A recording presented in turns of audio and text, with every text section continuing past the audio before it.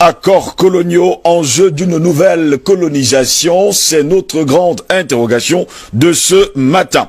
Les 11 accords secrets signés entre la France et les pays d'Afrique francophone, peu de gens le savent, mais ils existent. Il existe bel et bien des accords signés entre les anciennes colonies françaises et leur ancienne autorité administrative, la France. Ces accords concernent de nombreux domaines tels que le militaire, le politique, mais surtout des accords économiques. La première, il faut le préciser, le premier pour moi, la dette coloniale pour remboursement des bénéfices de la colonisation. Ça, c'est en un. On parle bien sûr, les États nouvellement indépendants doivent rembourser le coût des infrastructures construites par la France pendant la colonisation. Voici le premier accord. Deuxième accord, la confiscation automatique des réserves financières nationales.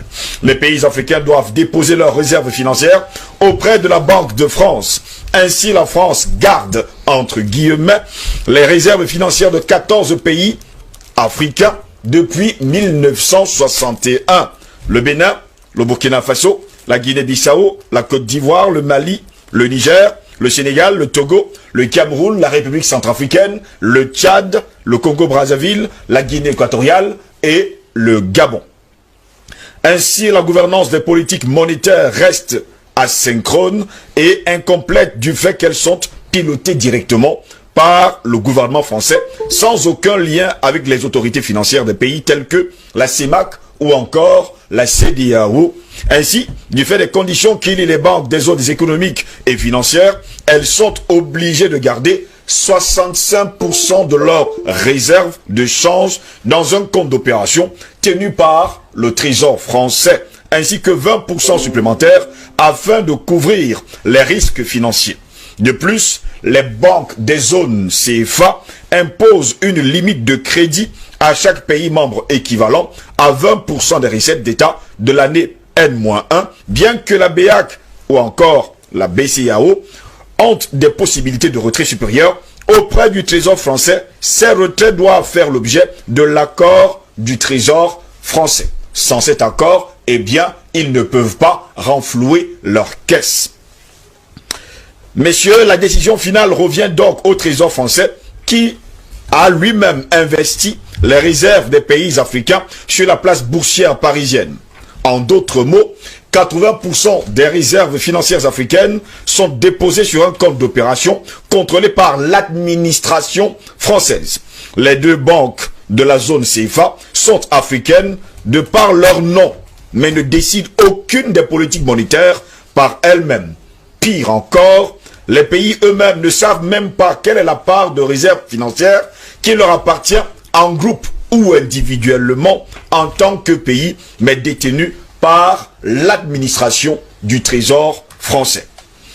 Les gains issus des investissements de ces fonds du Trésor français sont censés être rajoutés à la cagnotte africaine, mais aucun compte n'est donné là-dessus aux banques, ni même aux pays membres. Seul un groupe limité à 6 administrateurs du Trésor français ont connaissance des montants du compte d'opération, du lieu d'investissement, des sommes. Les banques centrales africaines n'ont pas accès à ces informations, déclarait d'ailleurs il y a plusieurs années le docteur Gary K. Bush. 500 milliards de dollars des caisses africaines du Trésor français, on estime maintenant que la France détient, il faut le dire, 500 milliards de dollars auprès de son trésor. Elle est donc prête à tout afin de combattre toute personne qui cherchera à faire la lumière sur le côté obscur de ce vieil empire. Les pays africains ne disposent pas d'accès à cet argent. La France, on va le préciser également, leur permet d'accéder à seulement 15% de l'argent chaque année. Si elles ont besoin de plus que cela, ils doivent emprunter de l'argent supplémentaire à partir de leur propre 65% du Trésor français à des taux commerciaux. En fait, vous prêtez votre propre argent. Vous détenez de l'argent, mais vous le prêtez à vous-même. Allez savoir comment ça se passe. De plus, la France impose un plafond sur le montant de l'argent que les pays peuvent emprunter dans leurs réserves. Le plafond est fixé à 20% de leurs recettes publiques de l'année précédente. Eh bien, si les pays africains ont besoin d'emprunter plus de 20% de leur propre argent, la France dispose d'un droit de veto. La grande interrogation, c'est pourquoi?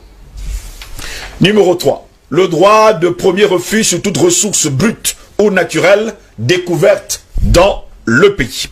Eh bien, la France a le premier droit d'achat des ressources naturelles de la terre de ses ex-colonies.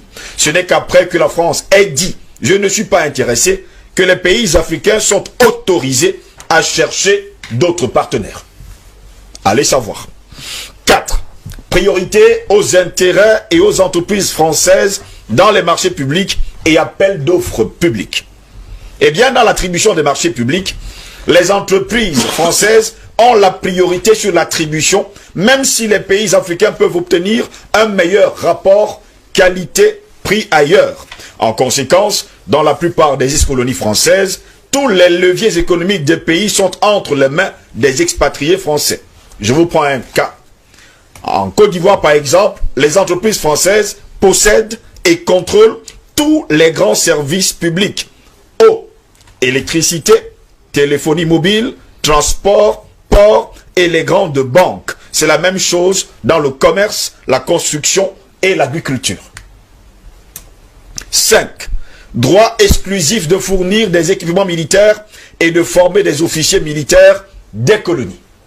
Eh bien, grâce à un système sophistiqué de bourses, de subventions et des accords de défense attachés au pacte colonial, les Africains doivent envoyer leurs officiers supérieurs en formation, vous avez bien compris, en France. Si je continue, ça va être encore plus compliqué que ça. Messieurs, en 6, le droit pour la France de déployer les troupes et d'intervenir militairement dans le pays pour défendre ses intérêts. Pas les intérêts du pays en somme, mais ses propres intérêts. On parle bien sûr des intérêts de la France.